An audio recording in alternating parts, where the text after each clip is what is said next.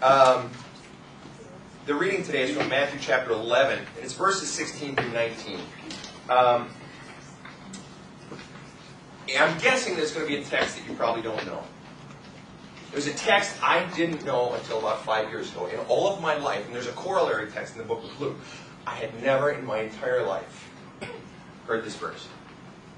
And I have no doubt that to some degree we've hidden it, but I think you might find it interesting. It's from Matthew chapter 11, verses 16 through 19. But to what shall I compare this generation? It is like a child sitting in the marketplace and calling to their playmates, saying, we piped to you, and you did not dance. We wailed, and you did not mourn. Now listen. For John the Baptist, and this is Jesus speaking, for John the Baptist came neither eating or drinking, and they say, he has a demon. But the Son of Man, I, Jesus, came eating and drinking. And they say, behold, a glutton and a drunkard, a friend of tax collectors and sinners. Yet, Jesus says, wisdom is justified by her deeds. You've heard pieces of it, but more than likely you've never heard a piece of it preached on. And we're going to do it today because I don't like to skip over the hard verses. It was 1993. I had just applied for, I had been out of restaurants as a waiter and a bartender for a number of years, and I had just applied. I was living in Minneapolis at the time, and been hired for a position as a waiter at a brand new restaurant that was opening. There was a husband and wife team named Tom and Molly Broder who lived in South Minneapolis. Tom and Molly Broder have a long reputation in South Minneapolis for their places called their Cucina Italiana. It's a little Italian deli, but they also do massive amounts of catering out of that deli. That particular area of southwest Minneapolis is reasonably affluent, and they had a very solid reputation, not just for delivering high quality, but for being great people. And so they had opened, they had actually bought a former gas station, literally right across the street, tiny little gas station. I don't know if it was Amoco or what it was. Little gas station, little building, parking lot, boom, that's it. And they bought it, and what they did was they didn't expand it at all. They simply converted that little gas station, not a big Speedway, or Super America gas station, but one of these little ones. They converted it into essentially a 15-table restaurant. And then they also put a bar in the middle, but it wasn't necessarily a liquor bar. It was what's called a pasta bar. So the name of their place was called Broder's Southside Pasta Bar. And actually in that sort of jutted out bar area, and then the 15 tables were around the edge, you could sit and watch the line cooks, the saute cook, and so forth, creating the pasta. So it was a bit of a show while you're eating. Year after year after that, Broder's would win the award for best pasta in the Twin Cities. Most of the plates were under $10, $11. It was just incredible. But I had the opportunity to be one of the openers of that restaurant. And what we discovered, what Tom and Molly discovered, and the rest of us discovered, and it was news to me, this is a section of southwest Minneapolis. It's not a developed area. There's a tiny little strip mall that had their cucina in it, had a little clothing store in it, a little sports store. That's it. But it was away from any of the main drinks. And what they discovered is Tom and Molly attempted to get a liquor license for their restaurant, is they discovered that there's a little law on the books of Minneapolis that says you cannot, and listen to this, you cannot have a liquor license in the city of Minneapolis, whether you're a restaurant or whatever, unless you are within 100 yards. And I may be slightly off on the distance, but it's a very short distance. Unless you're within 100 yards of another restaurant that serves liquor. Wow. Now think about that. So in other words, if you want to open up a restaurant and serve wine or beer or cocktails or whatever, in some section of Minneapolis, you can't open it up, you can't serve liquor unless someone else is already doing it. But how would they be doing it unless there was another one that was already doing it, right? So in other words, what this was an attempt. This was a law that had been put on the books in Minneapolis way back in roughly the time of Prohibition by, interestingly enough, Swedes. White people. Which, if you know Swedish Americans, at least of that generation, to a large degree, they were teetotalers. To a large degree. All right? And times change and so on and so forth. But that law is still on the books.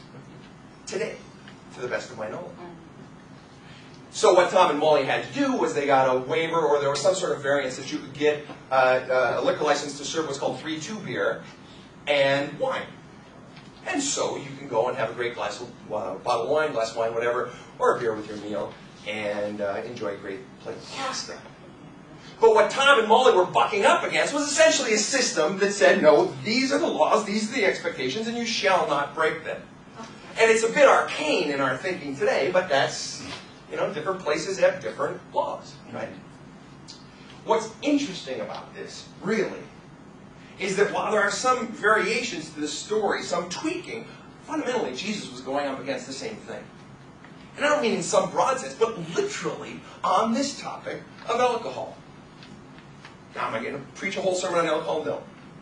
But this is the beginning. Because what we've got in this text, in Matthew 11:19, in the corollary text, in Luke 7:34, is we've got two texts where Jesus is accused of, and admits to being accused of, being A, a glutton, and B, a drunkard. Now, if he were a total teetotaler, I mean, no liquor whatsoever, the notion of calling him a drunkard, it would be ridiculous. There would be no evidence at all, or no even inclination that he might be a drunkard. But it's reasonable to assume that where there's smoke, there's fire. That to some degree he was an imbiber of alcohol. Now, no sooner do you say that in a Christian church, and you would never hear that said in a Christian church, because why? Because to be Christian means don't drink alcohol, right? That's what it means. I mean, that's what I was raised in. I was raised in very conservative Christianity, and Christians don't drink alcohol. Or they do it on the sly, or don't get caught, but really it's a bad thing. But here, what we've got is Jesus fundamentally conceding. Because here's how the text goes. He's saying to the people, John the Baptist came, he didn't eat and he didn't drink. Well, we know that he ate, right? And we know that he drank maybe water or so on and so forth. So when Jesus says he came not eating and not drinking, he's not referring to just water. He's referring to drinking, as in alcohol. And then Jesus says, but I come eating and drinking. He's not referring to water. He's referencing that same notion of drinking that he's referring to John. John didn't drink. I do. And Jesus' point at the end of it is fundamentally, you guys are fickle. No matter what we do, you're fickle. John didn't do it, I do it. You don't know what you want. But what I'm getting at is this point. Jesus ate with tax collectors, hung out with prostitutes. He ate well. He drank well. Bear in mind, I'll remind you, 2nd chapter of John. The very first miracle Jesus ever did was at the wedding of Cana. And what did he do at the wedding of Cana? After they had burned through all of the alcohol, what did he do? After they had burned through all of the alcohol, what did he do? Oh, he didn't just convert water into wine. 6 vats, essentially, used for the purification rites, each of which holds between 20 and 30 gallons. 6 vats of 20 to 30 gallons. So let's say it's not 20 and it's not 30. Let's just choose the middle. Let's say it's 25. He converts 6 vats of water into wine. 6 times 25, 150. 150 gallons of wine. I think that is sort of a ringing endorsement of let's have a party. Bear in mind, the bottle of wine that you drank with dinner last night is 25 ounces. That is the standard, unless you had a Magnum or a Jeroboam or something like that. 25 ounces, 5 glasses of 5-ounce pours. At our restaurant, by the way, we pour 8-ounce pours. So if you want a good glass of wine, I do get royalties for that. So 25 ounces, right? How many ounces in a gallon? 128. That means you're getting roughly 5 bottles of wine to make a gallon. So if they had 150 gallons of wine, multiply that by 5 bottles per gallon. 750 bottles of wine. Divide that by 12, roughly the number of bottles in a case of wine. 750 divided by 12, roughly what? 60 cases of wine. I would be willing to bet that there is not a person in this room who had 60 cases of wine